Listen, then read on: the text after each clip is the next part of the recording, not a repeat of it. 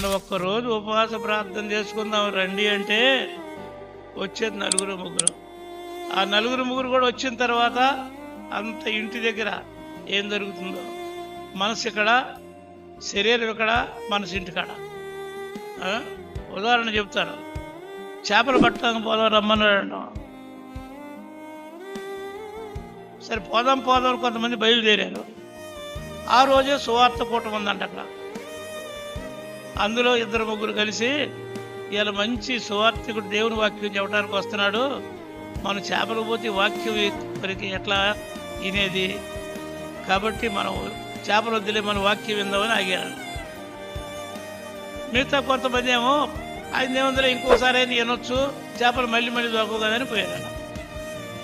అక్కడ పోయిన తర్వాత ఆ పోయిన వాళ్ళకి ఏమనిపిస్తుందట, ఆయన దేవుని వాక్యం ఏం చెబుతున్నాడో, ఏ రహస్యాలు చెబుతున్నాడో అవి మనం వినకపోతే, మనం చేపల కోసం వస్తే అని చేపలు బట్టి శరీరం అక్కడ ఉంది, మనసేమో ఇక్కడ ఉంది.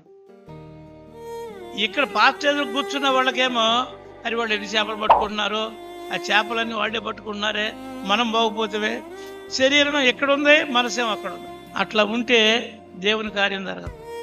మనం ఉన్న చోట మన మనస్సు వీళ్ళు చూడండి, ఇక్కడ ఏక మనస్సు ఎడతెగక ప్రార్థన చేసేది. ఏక మనస్సుతో ఆ మనస్సు దేవుని మీద పెట్టి ఎడతెగక ప్రార్థన చేయాలి. ప్రార్థన అనేది చాలా ప్రత్యేకంగా చెప్పబడింది మనకి ఈ యొక్క బైబిల్లో. ప్రార్థన యొక్క శక్తి బంధకాలను తెగ్గొట్టేస్తుంది. ప్రార్థన యొక్క శక్తి సమస్యలను తీసివేస్తుంది. ప్రార్థన యొక్క శక్తి సాధించలేని కార్యాలను సాధించుద్ది. ప్రార్థన యొక్క శక్తి మనం ఊహించని కార్యాలు జరిగించుద్ది. కానీ మనం చేయగలిగితే కదా, మనం చేస్తే కదా. అంత ఓపిక మనకు లేకుండా పోతుంది. లేదా ఓపిక ఉంది కానీ సైతాను లేకుండా నీకు ఓపిక లేదే, నువ్వు రెస్ట్ తీసుకో అని చెప్తాను.